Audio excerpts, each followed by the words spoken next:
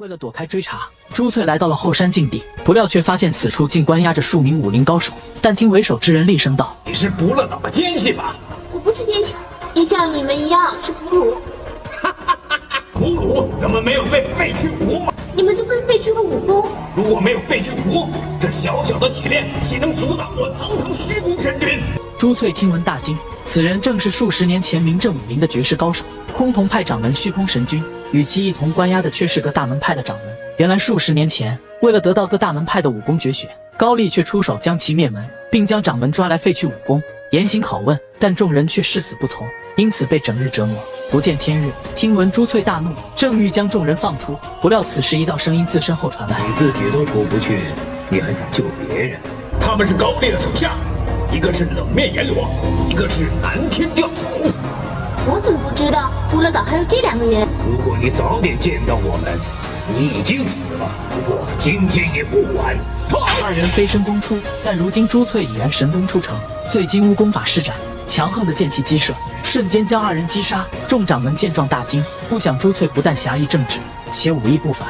为首一人立誓道：“我看你的功夫不错，我再把我的功夫传给你，以后出去杀了高丽，替我们报仇啊！”可是。不要可是了，来吧！山洞中，但见朱翠挥动手中长剑，剑法如行云流水。在众掌门的传授下，朱翠武功却突飞猛进，已然将各大门派的绝学融会贯通。见状，众人立时欣慰，不想其小小年纪，竟是百年难遇的武学奇才。回到不乐岛，朱翠却将此事告知了风来仪。众人听闻大惊，而得知柳家被灭门时，高丽已不在岛上。风来仪瞬间大怒，为了查清此事，众人一同赶回了后山禁地，不料却发现众掌门已然被杀。显然是有人想隐瞒真相，杀人灭口。想到惨死的家人，风来仪大怒，立誓要将高丽碎尸万段。另一边，曹宇闭关修炼长生不老术，但却因金玉衣缺少一片，始终无法炼成。而在此期间，大太监张勇却趁机把持朝政，势力却逐步变大。为了扳倒曹宇，常威却找上张勇，欲要与其合作。二人虽各怀鬼胎，但有着共同的敌人，却一拍即合。为了练成长生不老术，除掉高丽，曹宇却将其骗来京城，并谎称共同参演。夜里，二人会面，但听曹宇厉声道：“高兄，你手上有图，我手上有金玉衣，以你之才，我们合作，那天下岂不是我们的呢？”好说。高兄的图是不是带了呢？曹老弟的金玉衣可在身上。二人相视一笑，显然虽表面说是合作，但却信不过彼此，暗中却均想置对方于死地。而为了练成长生不老术，无奈之下，二人却约定次日将宝物一同拿出。另一边，为了打探高丽的下落，海无言决定只身赶往京城，而担心其安危，潘佑迪欲要暗中跟随，不料半路却遭到了不乐岛二岛主公一刀的阻截。你就是潘佑迪吗？公一刀，你手中的可是冰玉刀？没错。那我今天都要见识一下。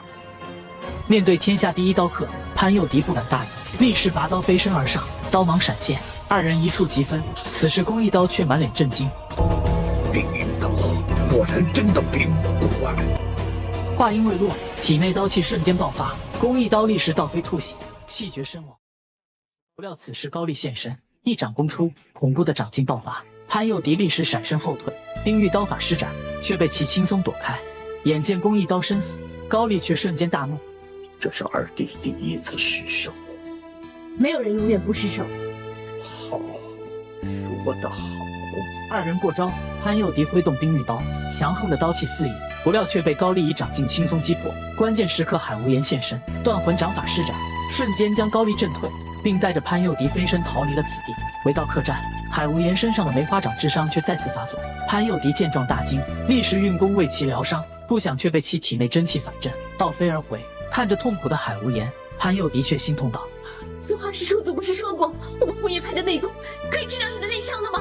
也许红叶派的内功只能缓解伤势，不能治愈。”听闻此话，潘佑迪伤心欲绝，不想二人历经艰辛，如今苦尽甘来，但命运却依旧无法改变。次日，为了寻找长生树的下落，二人却决定跟踪高丽，不料却发现其正与曹宇密谋会面。我们先把东西放在这儿，然后交换残枪不分。好啊！看着身前的至宝，二人却眼神突变，杀心渐起，显然均想将其据为己有。就在二人抓向宝物时，高丽突然偷袭，但曹宇却早有准备，立时回身迎击。二人激斗，知道高丽武功高强，曹宇却不与其纠缠，厉声道：“东厂的锦衣卫全部出动了，你高清武功再高，恐怕也逃不了。”不料其话音未落，屋外打斗声响起，正是不乐帮之人。原来高丽一时早有防备，看着震惊的曹宇，高丽却厉声道：“要是不把金羽衣交出来，老子就把这后宫闹得个天翻地覆，不得安宁！这个东厂提督，当就成了吧。”得不到长生树，东厂提督又有什么意思呢？就让你尝一尝我的梅花掌！二人再次交手，但高丽却并不与其纠缠，转身欲要夺宝，却被曹宇轻松震退。二人飞身而出，正欲再次较量，不料却被禁军围攻。此时皇帝率众现身，厉声道：“曹宇，朕对你不薄，你竟然一统谋反！曹宇，你竟然敢私自召集锦衣卫来后宫，威胁皇上，谋反之心昭然若揭，你还有什么话可说？”看着得意的大太监张勇，曹宇立时大怒。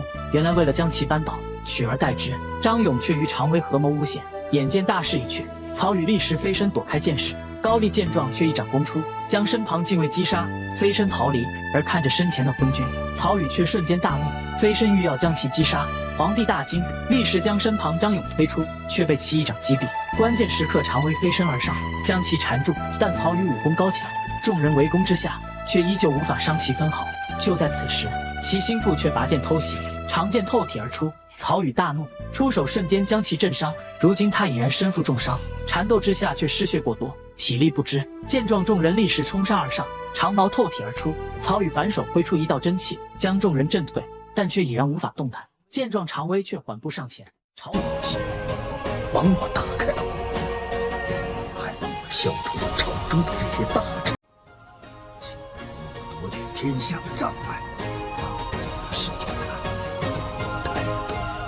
不想自己费尽心机，竟为他人做了嫁衣。曹宇瞬间大怒，正欲再次出手，不料身体却再也支撑不住，倒地身亡。如今曹宇伏诛，张勇被杀，常威则变成了唯一的功臣。而为了得到长生不老术，却怂恿皇帝讨伐不乐岛，并将金鱼衣献出，告知其修炼长生不老之法。皇帝大喜，立时勤加修炼，自此不理政事。一时间，常威权倾朝野。另一边，得知常威祸乱天下，朱翠大怒，决定返回京城，拆穿其阴谋。不料在皇宫却遇到了前来寻找金玉衣的高丽。你手中的宝剑可是神龙宝剑？你怎么知道？这世上有什么是我不知道？你就是不乐岛大岛主高丽？把神龙宝剑拿过来给我看看。有本事你就自己来拿！但见朱翠手腕轻抖，长剑骤然出鞘。如今他神功出城，面对天下第一高手，却丝毫不惧。醉金乌剑法施展，剑指挥动，长剑过处，周身瞬间炸裂。高丽见状大惊道：“醉金乌，小丫头，谁教你的醉金乌？我干嘛要告诉你？今天我绝不能放过你！”不想朱翠竟会不乐岛失传绝学，高丽却杀心大起，梅花掌法施展，强横的掌劲击射，朱翠立时狼狈闪躲。关键时刻，潘佑迪现身，趁其分神之际，一掌将其震退，带着朱翠飞身离开了此地。